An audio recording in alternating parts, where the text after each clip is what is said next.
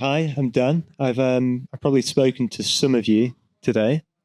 I'm going to be speaking on the O2 vulnerabilities that I found. Um, I've always been quite interested in different mobile networking and different cellular technologies. And I've run my own networks before using software-defined radio and Ofcom shared access licensing. But I sort of want to raise an unforeseen risk in VoLTE networks that most people don't really think about. And it's sort of to do with the different headers that you see in the SIP messaging. So to give a bit of background, modern 4G networks are IP data-only networks. So initial deployments saw people using 2G and 3G for calls rather than using the 4G network for them. And this worked well at the time, but brought challenges when people expected more continuous high-speed connectivity. So the networks began to deploy a new system, voice over LTE. Now, VoLTE allowed a device to make phone calls over the 4G network rather than the older 2G and 3G networks. Now, it's quite a logical concept. You want to keep the devices on the same network technology when they make a phone call, but execution was actually quite poor for a few key reasons. So for starters, it was not a requirement for a network to actually have VoLTE to deploy LTE or 4G, which meant that a lot of networks saw it as a necessary cost and just didn't bother. Now, when it was actually finally launched, most networks started treating it as a premium feature. So you needed to pay a monthly plan rather than a pay-as-you-go plan to actually start using it. And device compatibility was actually quite poor, especially in the earlier days. So you'd often need special firmware to actually use the network. And to this day, we still have trouble with VoLTE while roaming. So you'll often find yourself in countries like the US or Australia, where if your network hasn't actually got a special agreement that allows them to use VoLTE while roaming, you won't be able to make any phone calls. And you think that actually has quite wide-reaching consequences when it comes to trying to call the emergency services. But those are sort of more of the risks that you'd see as an actual end consumer. But I want to speak about more of an unforeseen risk, which is the security aspects of things. Now, obviously, the networks had treated it the networks had actually considered the security quite heavily when they were first implementing it. But obviously, there was an inherent increased risk due to architectural changes. Devices now directly communicate with the network core for call negotiations. And this was because of the introduction of something called the IP Multimedia Subsystem, or IMS, which was largely popularized in its use with VoLTE and Wi-Fi calling. So with devices interacting with the core directly, it meant that devices were talking over SIP rather than what they used to in the 2G and 3G networks, which was using dedicated signaling just for that task. Now, the introduction of SIP in VoLTE gave network operators a new responsibility, which is that they must now manage and maintain direct device interactions and handle things like codec compatibility changes and between devices, amongst other things. Now, in comparison to core setup signaling messages in 2G and 3G, VoLTE SIP messages are huge. Your device will transmit information such as its SIP user agent, current cell ID, supported codecs, and other information that help it fulfill call setup. Devices then receive responses detailing what was negotiated with the other caller. I find in most cases, you'll also receive information about the server software that the actual network is using. Now, in a perfect world, these responses will be sanitized in a way that leaves the user with no more useful information than they would have had in 2G and 3G networks. But this isn't always the case. O2 UK is the largest UK mobile network, and they reportedly have 32.1 million live connections. Now, O2 have a responsibility to maintain the security of their network and ensure that private customer information is not divulged. But they have failed every single customer, including myself. On Wednesday, the 26th of March, 2025, I discovered that O2 UK had been leaking information about the recipients of calls via SIP headers. This information could be trivially used to locate a customer and trace common patterns about their whereabouts. And notably, this also included mobile networks that use OT, so think giffgaff, Tesco Mobile, etc. Now, what made under the sophistication of such an attack? Did they use some sort of exploit to gain high-level information of IMS gateways? But no. From at least the 26th of March 2025 until the 19th of May 2025, O2 were providing anyone who made a call to another O2 customer their cell ID, IMSI, and IMEI. And as you can appreciate, this is extremely, extremely bad. A simple phone call provided the initiator of the call with information that should only be known to the network. So as you can see in the above reconstruction, I've highlighted the portions of the message that showed the recipient's IMSI, IMEI, and cell ID information. Now, the IMSI and IMEI portions of the message are quite self-explanatory. They're just the IMSI, which is the SIM card identifier, and the IMEI, which is the phone, unique identifier. But there was also another header that was of interest, which was this 3GPP EUTRAN FDD header. Now, this header contained information such as the PLMN, the LAC, and the cell ID of the recipient. So as you can see in the above example, the PLMN of the network was 23410, which stands for it's a network in the United Kingdom, and 10 means that it's OT UK. The next 4 characters are the location area code of the recipient in hexadecimal. So again, in the above example, the recipient was in location area code 4099 when converted to decimal. And finally, the last 7 characters are the recipient's cell ID, and it's again in hexadecimal. So when you convert that to decimal, that is 128.321.395. So if you pop this information to CellMapper, which is a crowdsourced cellular mapping tool, we're actually able to work out the eNode B the recipient was connected to. Now, the eNode B is an ID assigned to an overall cell site. So in this case, the eNode B was 501.255. We can then use CellMapper to actually identify the site and see information in its sectors from where different users have mapped the network. So you can see this particular cell was a macro site, which is the larger sites you'll see, think of like street poles and whatnot, which will cover a decently large area. So in this case, you're actually able to locate the recipient of a call down to a set of streets and houses. But obviously in dense urban areas with more cells, this can actually narrow someone down to a much smaller location. And in some cases, including in London, where small cells are often used, you'll actually be able to locate somebody to a specific location in a street. And you think somebody can continuously perform this attack on you and will be able to trace your whereabouts and work out patterns. One important thing to remember here is that my device isn't in any way special. It was routed to run a tool that allowed me to see signaling messages, but every single device received this information. That means anyone here who uses O2 and phones somebody else on O2 would have received the exact same information. Now, obviously, I was quite shocked when I came across these headers and I realized the potential for abuse. So I immediately wrote an email to both security instance at Virgin Media OT and Lutz Schuler, which is the CEO of Virgin Media OT, reporting on exactly what I did to view the messages and my reasons for concern. After 2 months of waiting, in complete radio silence, I decided to write a blog post on a popular mobile networking information site created by a good friend, David Wheatley, massdatabase.co.uk if you're interested. Now, once published on Saturday, the 17th of May, 2025, O2 reached out to me on the Monday morning to confirm that the vulnerability had been fixed. So it's quite interesting how quick that was fixed. So thankfully, the identified vulnerability has since been fixed, but it's not, and obviously it's not possible for as an outsider to know how long the vulnerability had existed for. But I wouldn't be surprised if this had been going on for years. Generally, when I was looking into it, O2 had announced that they had started moving to something called a Mavnir Cloud Core, which is the IMS servers they use, in 2023. So this may have existed since at least 2023, but that's only a guesstimate.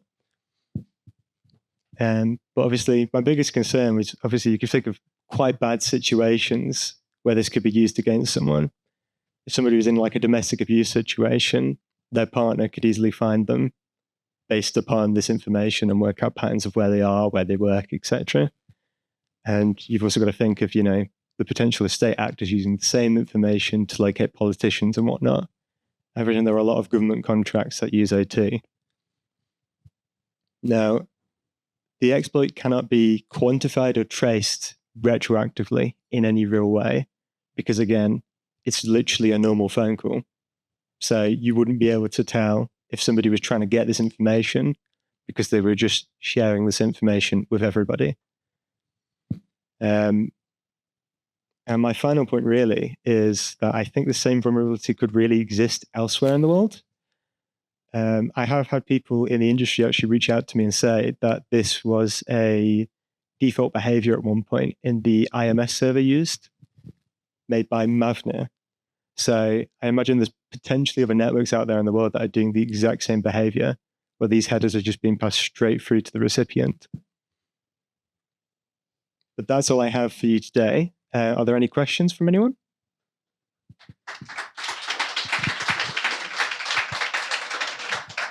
Really?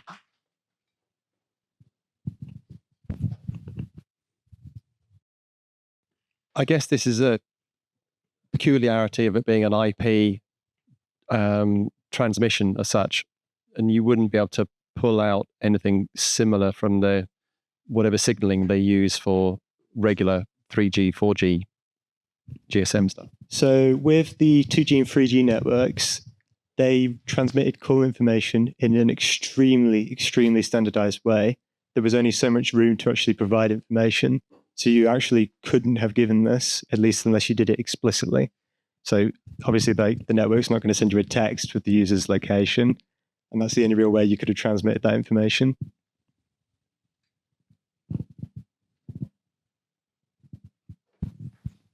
Yeah, please bear with me as a dummy of this type of attack. So if you want to really apply this in real life, so where should you start? Do you need to get the name or the phone number to really start to exploit this in the real life? So all someone would have needed to do is have an O2 SIM card and a 4G VoLTE phone. You actually don't even need to root your phone, depending on the model of phone that you had. So I know a lot of Samsung phones will actually let you access that information without even rooting. So as you can imagine, it's quite an easy exploit to do once you know that it's there. So how do you make it more targeted? For example, the gentleman next to me. So do I need to know his name, his phone number, or I get access to his phone? So you don't need access to his phone number. That's it. Thank you.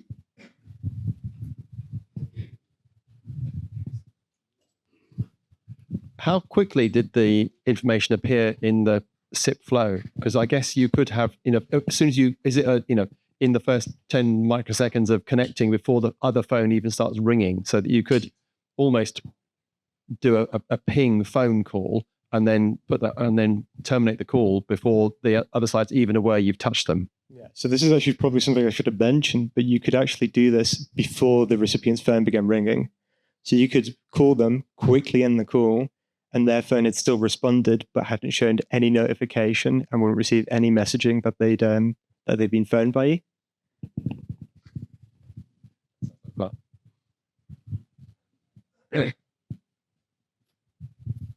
does this fall into the category of personal identifiable information? And did you ever get into GDPR or anything like that requests? So I didn't personally, but I imagine the live location of a user is quite important information to keep secret.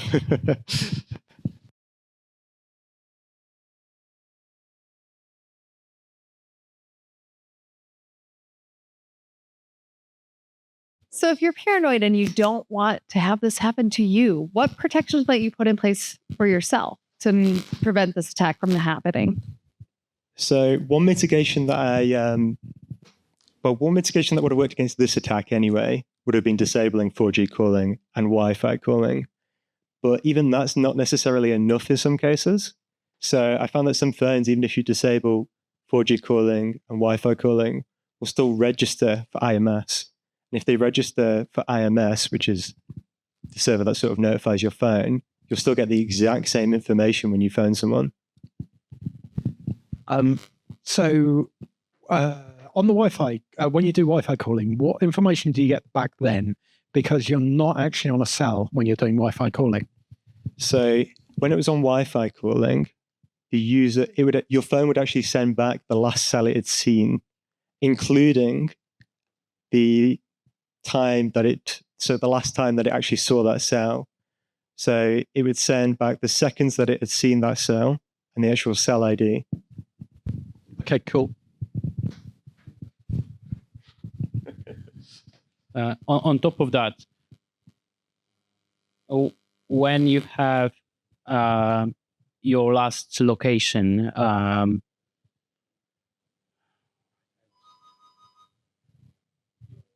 Someone's trying to locate us.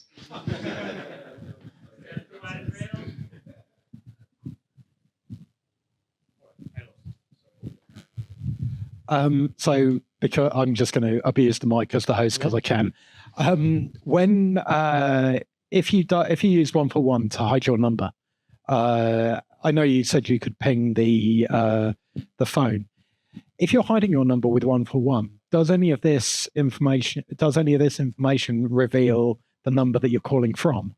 So I'm not familiar with 141. It depends on how they implemented it. So is that a network feature or is it a third party? It's a feature from back in the day with BT where if you wanted to show your number as unavailable when you called, so effectively switch off caller ID, you could call 141 first. There's similar like configuration options that you can apply. So withheld number. Yeah, it's exactly that. Yeah. So if you're the attacker doing it outbound, withheld number would still provide you the victim's information. Okay.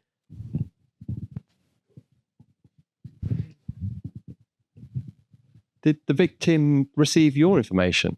So could they tell where you were calling from? Yeah. So it's vice versa. So if you made a phone call, the recipient would know that information, and it's the same the other way around. And I guess that's even if they've done a 141. So although you don't get very many telephone sales on a real mobile phone, I suppose. I remember now.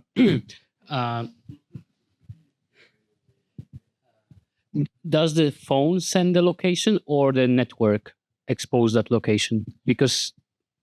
So this is actually from your phone. So the phone sends this as part of all or most IMS SIP messages. It'll actually send the current cell ID that it's on.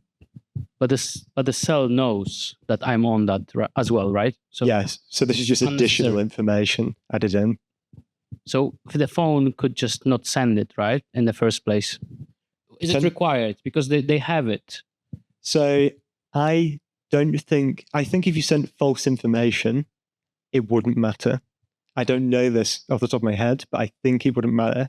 But I don't actually think that there's any open source IMS implementations for phones.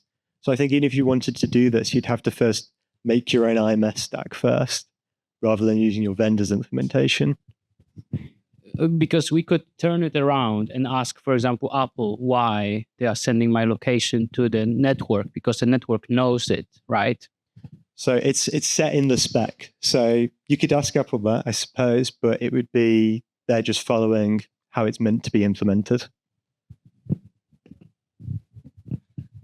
So I suppose it's the intermediate systems that are at fault here, because the spec says you must tell me where you're calling from, and it's up to them to then strip that out before passing it on to the other end. And it's that they didn't strip those fields, therefore the other end just got the full data load. Yeah, it seems to be how they implemented direct calling between the two clients, so they just didn't strip those headers out. Because the clients never actually go, oh, actually, no, did they go point to point then? Because it's IP. I think it depends on the codec used and if there needs to be transcoding, but I think at some points it can be point to point. And is it TLS encrypted? I don't think there's any encryption off the top of my head. Although I imagine if you're doing Wi-Fi calling, it really ought to be TLS. Otherwise, your coffee shop is going to sniff, if not the voice, which might be encrypted. They're still going to lift all of the metadata. Yeah, so over Wi-Fi calling it uses, I think it's an IPv2 tunnel or something like that. It uses basically a VPN tunnel home first before it makes any calls. Over the 4G network, I think it's just relying on the encryption of the 4G network itself.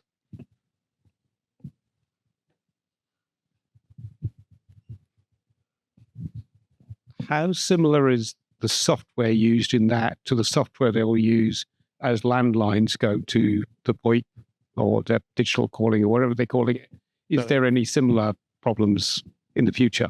So in terms of SIP, Well, no, all landlines are going to digital stuff. like VoIP calling sort of thing. Well, if it's using SIP signaling, that's all very similar because it's all just to spec the SIP. Obviously, it's encapsulated in its own bits and bobs, but it's mostly just normal SIP. Any more questions?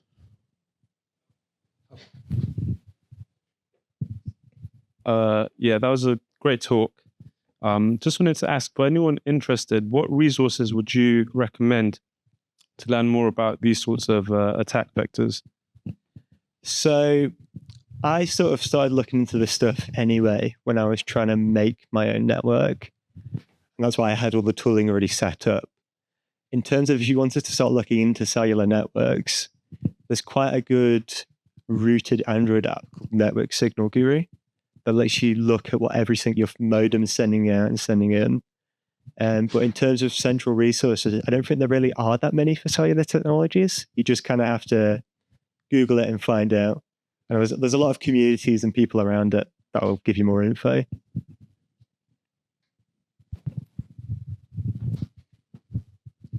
I noticed at the beginning the IMEI was also leaked alongside the identifying vectors that you had there. Is there any malicious that could have been done with that value? So you could use that value as sort of recon. So if you think so if you're talking directly to somebody through their IMS stack and you've got a phone that you know has a vulnerable modem. So I think Google Pixels at some point had a vulnerable modem with an attack. You could use that to actually work out if a victim is vulnerable, or you could at least use that to identify a victim. So if you know somebody who switches SIM cards, if you want to verify if a phone number is the same phone, you could get the IMEI, or at least could in the past. Any more questions? Well, in which case, big round of applause for Dan.